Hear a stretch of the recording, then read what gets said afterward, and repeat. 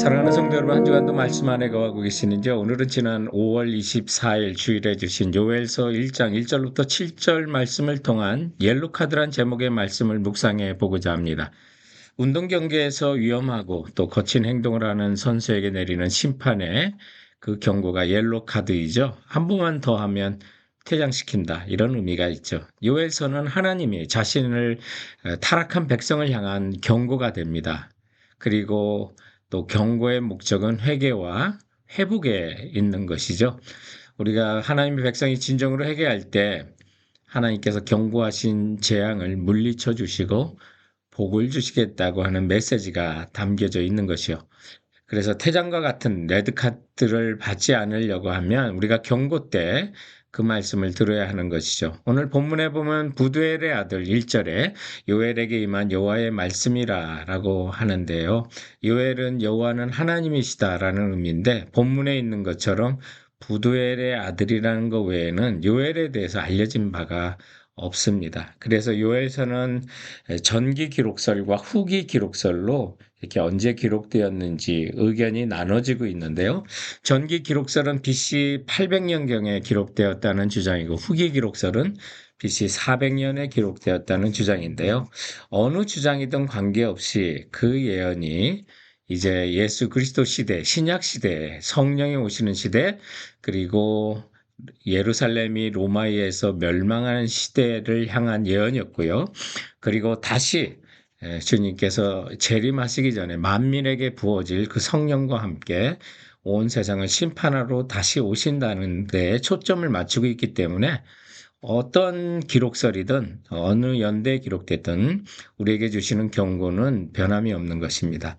그러니 이런 경고를 줄 때 정신 차리고 하나님 말씀을 듣고 따르라는 메시지가 담겨 있는 것이죠. 그래서 2절 말씀에 보면 늙은 자들아 너희는 이것을 들을지어다. 땅의 모든 주민들아 너는 귀를 기울일지어다 라고 말합니다. 우리가 레드카드 하나님의 심판을 받게 되면요. 우리는 어떤 일이 일어날까요? 요엘서의 메뚜기 재앙과 같은 그런 심판이 온다는 것이죠. 요엘서 당시에 메뚜기 재앙이 있었던 겁니다. 그 재앙도 전무후무해서 오래 사셨던 노인들도 그와 같은 재앙을 본 적이 없을 정도였으니까요. 그런데 1장 6절부터 보면 이 예언이 외국의 침략임을 이제 말씀해 주고요. 그리고 요엘서 2장에서는 외국 군대가 침략하는 것이고 이 모든 것이 우리 주님의 심판 속에 있는 여호와의 날이라고 말씀하고 있습니다. 그래서 1장 15절에도 보면 오호라 그날이여 여호와의 날이 가까웠나니 곧 멸망같이 전능자에게서 이르리로다. 그래서 하나님으로부터 오는 심판을 그 예고가 있으면서 그때가 되면 이미 늦었다는 것이에요. 또 이런 심판이 오게 되면 첫 번째는 참된 예배를 드릴 수가 없게 되는 거죠. 여러분, 하나님의 백성의 힘이 어디서 옵니까? 천지를 지으신 하나님께로부터 오는 거 아니겠습니까? 우리가 예배 가운데 힘을 얻고 또 찬양 가운데 은혜를 얻고 말씀 가운데 은혜를 받게 돼 있는데 그런 예배를 드릴 수 없다면 어떻게 됩니까? 오늘 본문 9절에 보면 소재와 전제가 여호와의 성전에서 끊어졌고 여호와께 수종드는 제사장은 슬퍼하도다라고 그래서요. 소제와 번제, 출애굽기 29장에 보면 아침 저녁으로 번제를 드렸고요. 항상 드린다고 그래서 상번제라고 그랬는데 이 양을 잡아 드리는 것만이 아니라 이 번제는 이 소제와 전제를 함께 드렸던 것이죠. 고운 밀가루로 소제를 드리고 포도주를 부어 전제를 드렸는데 근데 이제는 소제와 전제를 드릴 수 없다고 하니까요. 밀가루가 없고 포도주가 떨어진 거죠. 그것은 오늘날 우리가 보면 참된 예배를 드릴 수 없다는 거죠. 우리가 타락하고 또 죄악 가운데 있으면 먼저 예배가 안 되고요. 또 이스라엘 백성이 포로로 잡혀가 제사를 드릴 수 없는 것처럼 하나님의 재앙이 있으면 우리가 예배도 마음껏 드릴 수가 없는데 지난 팬데믹 기간에 우리가 그것의 일부 또 맛을 봤다고 생각합니다. 그러므로 참된 예배를 드릴 수 없다는 거 엄청난 재앙이 되겠고요. 또 나아가 영혼이 잘못되니 우리 육체와 삶의 즐거움도 사라지게 돼서 두 번째로 하나님의 심판은 사람의 즐거움이 사라지게 하는 겁니다. 12절에 보면 포도나무가 시들었고 무화과나무가 말랐으며 석류나무와 대추나무와 사과나무와 밭의 모든 나무가 다 시들었으니 이러므로 사람의 즐거움이 말랐도다라고 말합니다. 가정에 가면 깔깔깔 웃는 소리가 들려야 되고 성도들의 모임에도 먹을 것이 넘쳐나면서 웃음이 넘쳐야 되는데 그런 즐거움이 마른 겁니다. 그런 즐거움을 줬던 많은 농산물들이 사라졌던 거죠. 유엘 선지자 활동하던 그 당시에 전대미문에 엄청난 메뚜기 재앙이 임했던 거죠. 노인들도 놀라 그 사실을 후손들에게 전해주라고 한 그 재앙 말입니다. 사절에 보면 팥중이가 남긴 것을 메뚜기가 먹고 메뚜기가 남긴 것을 느치가 먹고 느치가 남긴 것을 황충이 먹었다고 하는데 여기 팥중이, 메뚜기, 느치, 황충 모두 메뚜기를 가르치는 말인데요. 히브리어는 각각 다른 특성을 갖고 있어서 이 네 가지 마치 메뚜기 이름처럼 보이는 그 내용들이 자르다, 또 많은 때, 급하게 갉아먹는, 또 끝장낸다 이런 뜻을 갖고 있습니다. 그래서 메뚜기 떼가 연속으로 몰려와 그리고 많은 때가 몰려와 급하게 모든 것을 끝장내버리는 그 사실을 기억하시면 되는 것입니다. 그래서 요엘이 살던 이런 메뚜기 재앙이 이제 본문의 후반 부분과 2장에 가서는 다른 나라의 군대가 심판에 다가올 것을 예언한 거죠. 6절 말씀에 보면 다른 한 민족이 내 땅에 올라왔음이로다. 그들은 강하고 수가 많으며 그 이빨은 사자 이빨 같고 그 어금니는 암사자의 어금니 같도다. 그들이 내 포도나무를 멸하며 내 무화과나무를 긁어 말갛게 벗겨서 버리니 그 모든 가지가 하얗게 되었도다.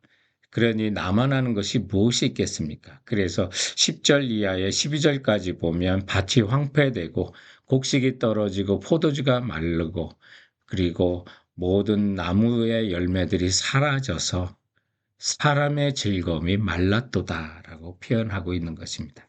예배를 못 드려 영혼의 힘을 잃었는데 토지 소산도 다 갉아먹어 육체의 힘도 떨어지는 그 시대. 성도 여러분, 오늘 이 말씀을 통해서 우리가 하나님을 멀리하고 내 육체가 원하는 대로 욕심대로 살면 어떻게 될까를 생각해 보는 것입니다. 지금은 멀쩡해도 언젠가는 모든 것을 한순간에 갑자기 잃어버리는 시대가 있다는 거죠. 그와 같은 심판이 우리 앞에 오니 오늘 요엘서를 통해서 하나님은 성도들에게 자신의 백성에게 옐로 카드 경고를 보내시는 겁니다. 자, 그렇다면 우리가 이 경고를 받아서 레드카드를 받지 않으려면 본문에 보면 심판을 피할 네 가지 명령이 있는데 첫 번째는 깨어라, wake up이라는 말을 하십니다. 5절 말씀에 보면 취하는 자들아 너는 깨어올지어다. 포도주를 마시는 자들아 너희는 울지어다. 이는 포도주가 너희 입에서 끊어졌음이니 라고. 술의 노예가 되고 술에 의존하고 사는 자야 깨어나라고 하는데요.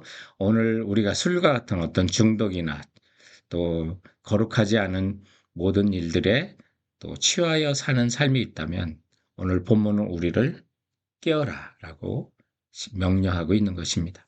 두 번째는 애곡하라, 라멘트라는 말인데요.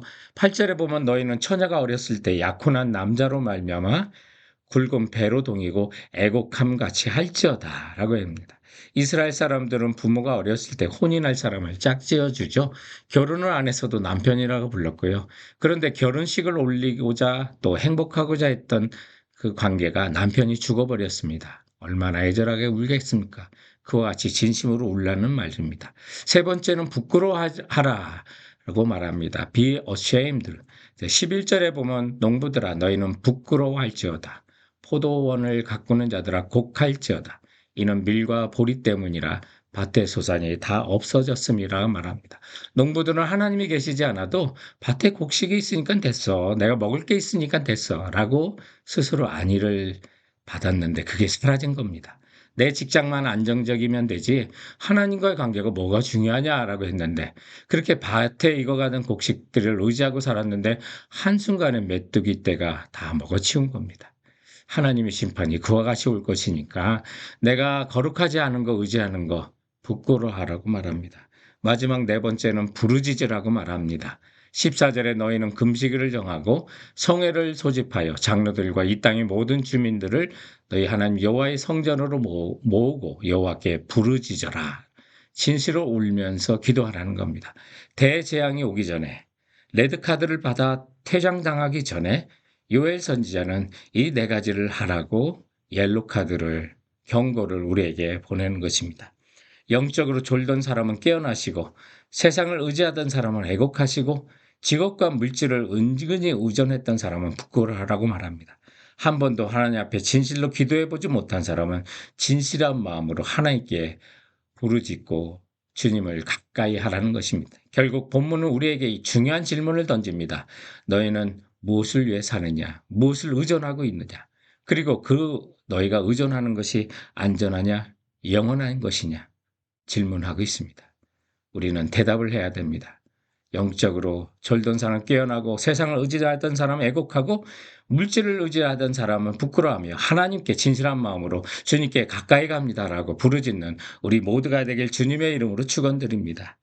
사랑하는 성도 여러분, 그럼 이번 한 주간도 주께서 주신 말씀으로 승리하세요.